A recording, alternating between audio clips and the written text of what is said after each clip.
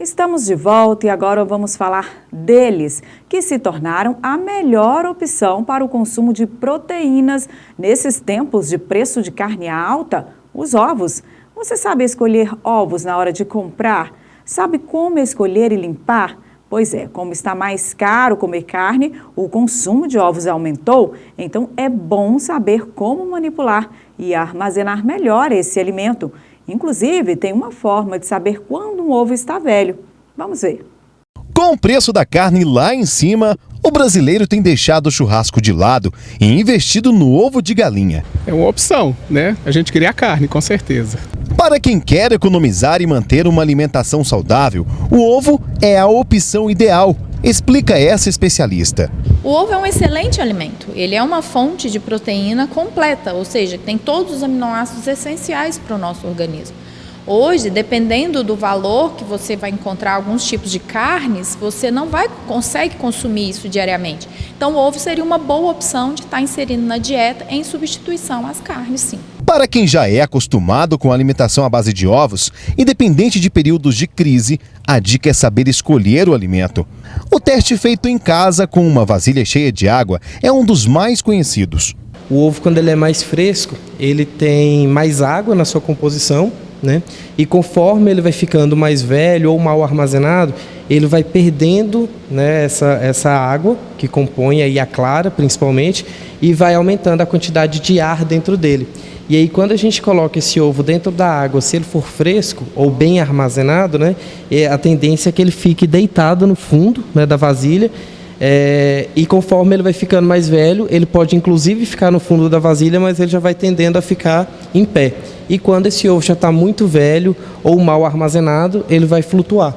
A especialista explica que o ideal é sempre lavar o ovo antes do consumo e nunca exagerar na quantidade. Isso para evitar o colesterol alto. Quando você compra o ovo e ele possui alguma sujidade, não é recomendado lavar, e sim passar um pano seco e guardar esse ovo. Na hora que você for usá-lo, você lava com água, sabão e bucha, que aí você está pronto para poder utilizar na sua receita. Se você lavar antes e guardar na geladeira, você retira essa película. Aí, caso tenha alguma contaminação com salmonela ou próprias bactérias que estão presentes na geladeira, podem contaminar esse ovo.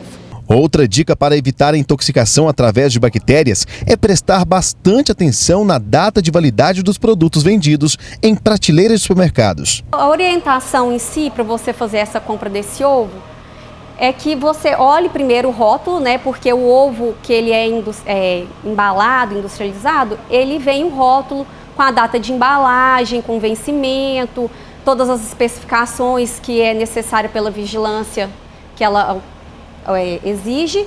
E fora isso, você pode olhar, sentir pelo mau cheiro. Se tiver algum mau cheiro, ele não está próprio para consumo. E se ele tem alguma rachadura, alguma imperfeição na casca. Pesquisas já foram realizadas aqui, testando justamente qual o período ideal de estocagem dos ovos aí na geladeira convencional. E a gente fez tanto a análise física do ovo, para ver se ele ia perdendo essas características físicas, quanto as análises microbiológicas, para ver se o período de armazenamento poderia propiciar a proliferação de micro-organismos, né, o surgimento aí de micro-organismos. E na pesquisa a gente chegou que até 35 dias, que foi o prazo máximo que a gente estudou, um ovo que já era seguro, né, que já não tinha contaminação microbiológica no primeiro dia, ele conseguia manter suas qualidades tanto físicas quanto nutricionais até 35 dias. Não sabemos se a partir daí se mantém. O governo já anunciou que o preço da carne deve abaixar somente no início do ano que vem. Até lá, com a chegada da quaresma, onde muitos deixam de comer carne vermelha, a expectativa é que o ovo ainda seja uma opção para os brasileiros. Só que o preço deve continuar aumentando. Sim, continue aumentando, até mesmo porque essa variação da carne de preço vai acontecer só em final ou início do ano que vem, né? E, consequentemente, já é o carnaval e logo já a quaresma. Então, o ovo já continua em alta, porque na quaresma em si ele já aumenta de preço. Então, é subir ou manter. É o brasileiro dando um jeitinho, né? O importante é pechinchar sempre, alimento saudável e também é preciso saber como manipular e armazenar todos os tipos de alimento. Dezembro é o mês de conscientização e combate à AIDS. Quase 1.800 pessoas soropositivas foram entrevistadas em 7 capitais. E o resultado mostra que o preconceito, isso mesmo, segue como uma das principais barreiras na vida dessas pessoas. Confira no Saúde em Foco de hoje. Qual seria a sua reação se uma pessoa da sua família, do seu trabalho, do seu grupo de amigos revelasse a você que é portadora de HIV? A epidemia da AIDS no mundo está perto de completar 40 anos. Nesse período, os avanços da ciência médica já permitem que a pessoa soropositiva tenha uma vida normal. Mas se por um lado a humanidade progride na batalha contra o HIV, por outro, a luta contra o preconceito avançou muito pouco. A pesquisa divulgada hoje pela ONU apontou que 64% dos entrevistados já sofreram alguma forma de estigma ou discriminação pelo fato de viverem com o HIV. Comentários discriminatórios ou especulativos já afetaram 46%, enquanto 41% foram alvos de comentários de membros da própria família.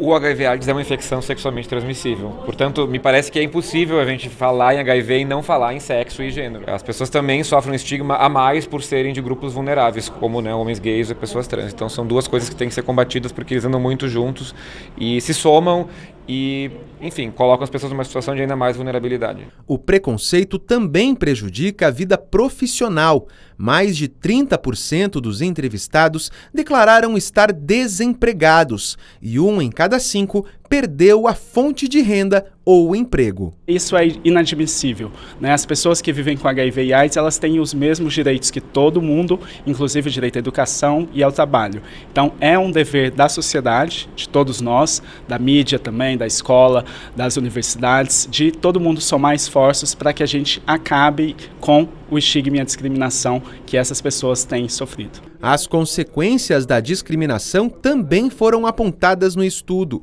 Quase 1/3 dessas pessoas se isolaram da família e dos amigos, e quase metade delas disseram ter sido diagnosticadas com alguma doença mental nos últimos 12 meses. Os dados foram levantados por pessoas que também são portadoras de HIV, como a Vanessa.